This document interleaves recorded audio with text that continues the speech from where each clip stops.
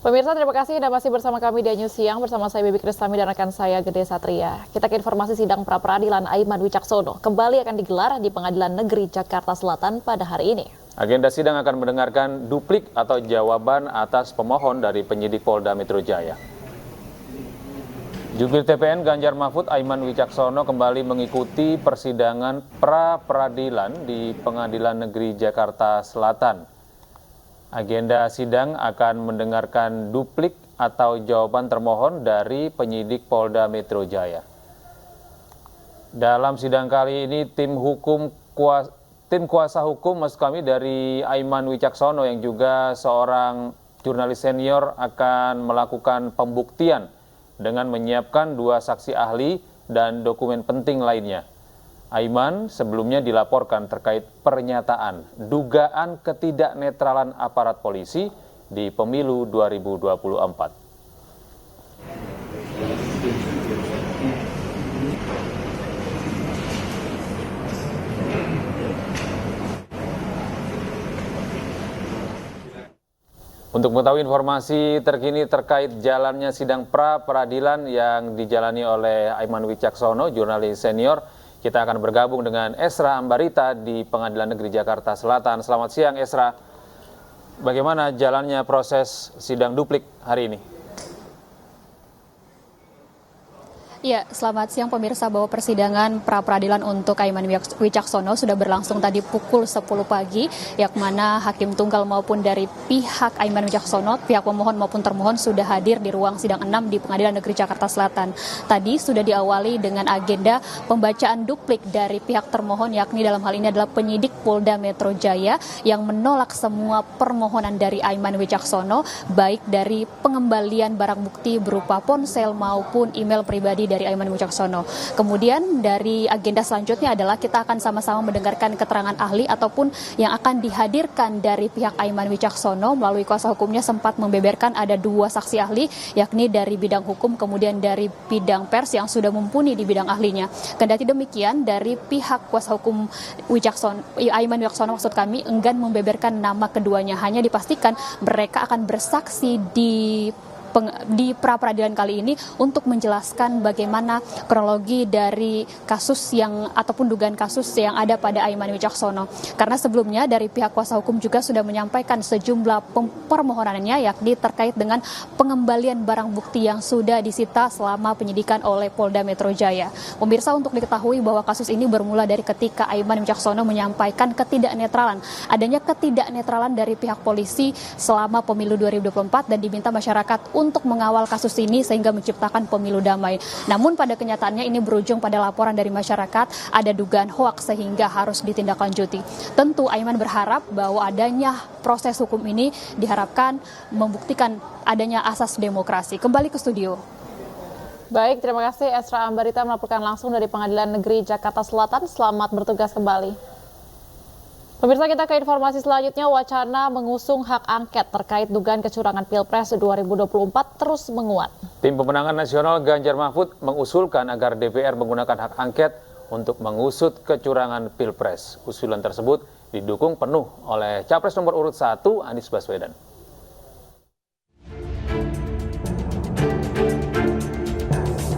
Capres nomor urut 3, Ganjar Pranowo mendorong partai pengusungnya menggulirkan hak angket di DPR terkait dugaan kecurangan Pilpres 2024. Fraksi PDIP DPR juga telah menegaskan solid melayangkan hak angket DPR guna menelisik kejanggalan dalam proses Pilpres 2024. Anggota DPR fraksi PD Perjuangan yang juga Wakil Deputi Kinetik Teritorial TPN, Adian Napitupulu, menyatakan partai-partai pengusung pasangan nomor urut 3 Ganjar Mahfud solid mengusung hak angket. Selain itu, Adian juga menegaskan hak angket digulirkan bukan mencari kalah menang, tetapi mencari kebenaran. Sudah sepakat untuk mengajukan hak angket beserta dan partai-partai pendukungnya. Ya kita lihat saja di parlemen proses politiknya. Soal hak angket itu Bang, kalau dari fraksi PDI sendiri gimana sih? Menurut saya ketika ketua umum perintahkan kita pasti solid. Partai-partai koalisi Pak Ganjar juga pasti solid karena sudah ada pembicaraan kok. Begitu juga partai-partai koalisi Pak Anies juga pasti solid karena sudah ada pembicaraan. Kita tidak sedang mencari kalah menang saja, tapi kita sedang mencari kebenaran itu sendiri. Sejalan dengan hal tersebut, Capres nomor urut 1 Anies Baswedan mengatakan Koalisi Perubahan mendukung usul Capres Ganjar Pranowo agar DPR menggunakan hak angket mengusut kecurangan Pilpres. Anies yakin proses hak angket bisa berjalan karena dikawal fraksi PDI Perjuangan yang merupakan fraksi terbesar di DPR. Ketika kita mendengar akan dilakukan, kami melihat itu ada inisiatif yang baik. Dan ketika Pak Ganjar menyampaikan keinginan untuk melakukan angket itu, fraksi PDI Perjuangan adalah fraksi yang terbesar.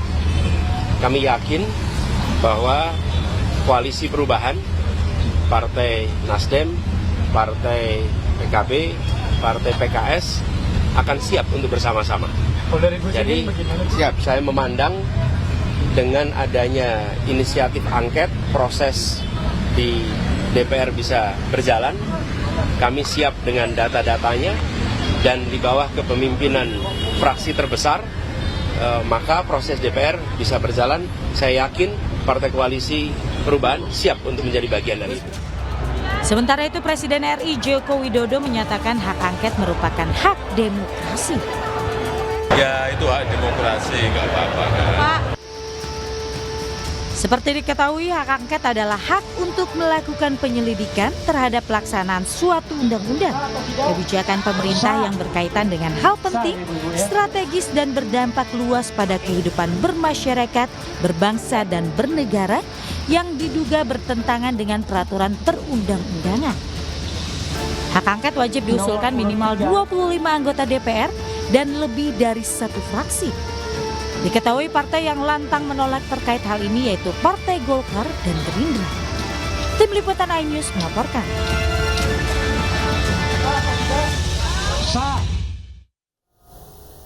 Sementara itu pemirsa, Ketua Umum Partai Demokrat Agus Harimurti Yudhoyono atau AHY baru saja dilantik sebagai Menteri Agraria dan Tata Ruang ATR, Kepala Badan Pertanahan Nasional BPN, menggantikan Hadi Cahyanto.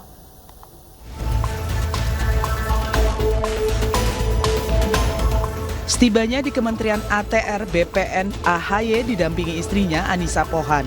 Sementara Hadi Cahyanto yang sudah menjabat sebagai Menko Polhukam juga hadir terlebih dahulu di mana keduanya melakukan serah terima jabatan.